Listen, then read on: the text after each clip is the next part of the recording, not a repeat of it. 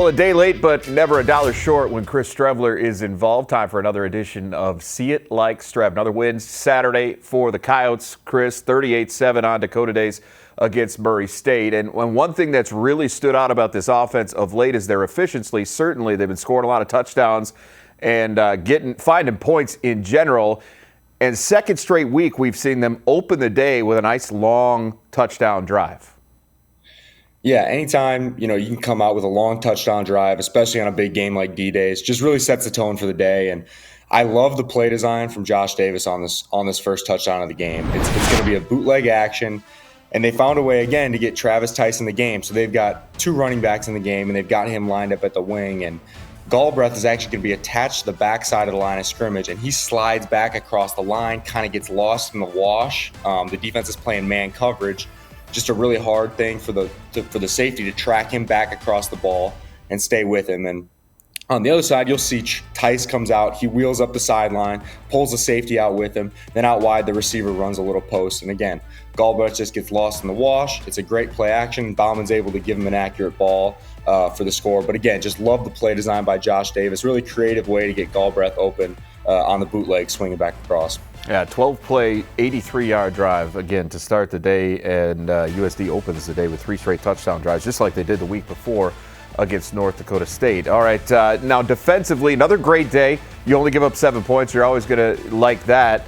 But one thing that they had struggled a little bit on defensively was getting off the field on third down. I think they came into the day averaging around 45% allowed. They hold Murray State to 2 of 8 in this game, so certainly another step in the right direction defensively as well.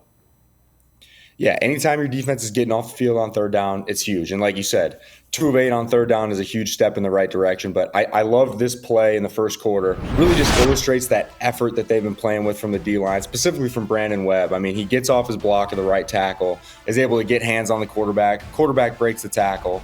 But immediately after Webb misses the sack, he bounces right back off the ground, and he's pursuing. And they actually only rushed 3 defenders on this play, which is amazing because in the back end, you're able to play a little tighter. You have 8 guys in coverage, and there's only 3 guys rushing. So if you can get pressure on the quarterback, only rushing 3, it's a huge advantage for your defense coverage-wise. And so after Webb misses the sack, he bounces right back up. There's Hillis there to kind of step in, and then really the rest of the D-line kind of converges. And again, it wasn't a sack because they gained a yard, but a huge stop that then forced a 53-yard field goal attempt where Murray State ended up missing it. So, a little stop on third down leads to a missed field goal, gives the Yotes good field position, and they're able to do something with it. Absolutely. All right, back to quarterback play. I know you love this, and Aiden Bauman has continued to blossom each and every week. We see a little bit more added to his repertoire. And I think one thing that has stood out, at least it did on Saturday, was his improvement in the downfield game. They haven't taken a ton of shots, but he did take a couple in this game. We're seeing accuracy, we're seeing touch, and there's a couple of great examples from Saturday here.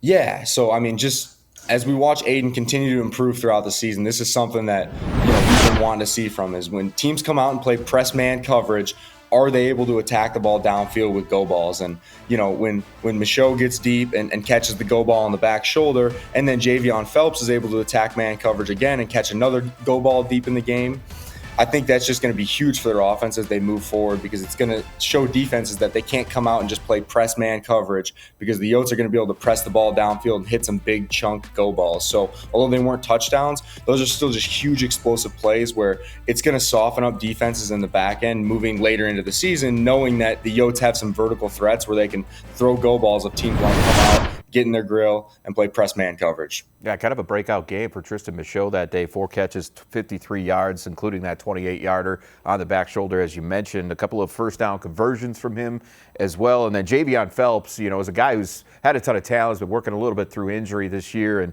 makes a nice play downfield, makes that 35-yard catch to set the Yotes up for some more points on Saturday as well. But one guy who has not struggled to produce at any point during this season, especially over the last couple of weeks, has been Travis Tice. And he did it again, and he did it in a career-best form, 190 yards, couple of touchdowns, including this 25-yarder where it's about as simple as it gets, Strev, and the Coyotes just executed this about as well as you can. Yeah, I mean, you mentioned it. Travis Tice, unbelievable game. And quite truthfully, he's one of my favorite players on the Yotes right now. The way he runs the ball, gets downhill, he just runs hard, and all the different things that Josh Davis is doing with him in that offense, blocking, catching the ball out of the backfield, 2 running back sets. It really just speaks to his ability to be locked in on the offense and do whatever it takes. So, that touchdown in the second quarter, it's not anything fancy. It's just power football, and you're going to see Jack Hagee on the right side just collapses that entire D-line. There's bodies on the ground,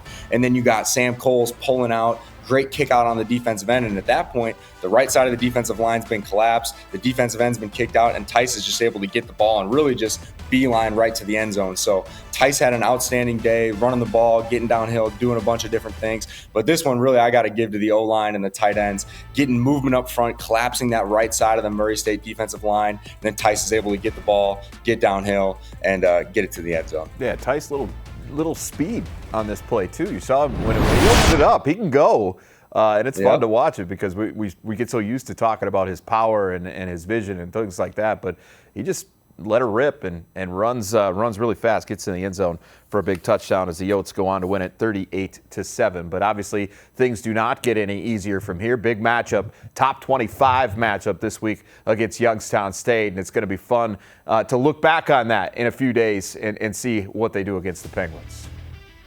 I can't wait, man. The Yotes are rolling. It's an exciting time to be a South Dakota alum, and let's see them keep it going, man. They're in the top 10, and it's an exciting time.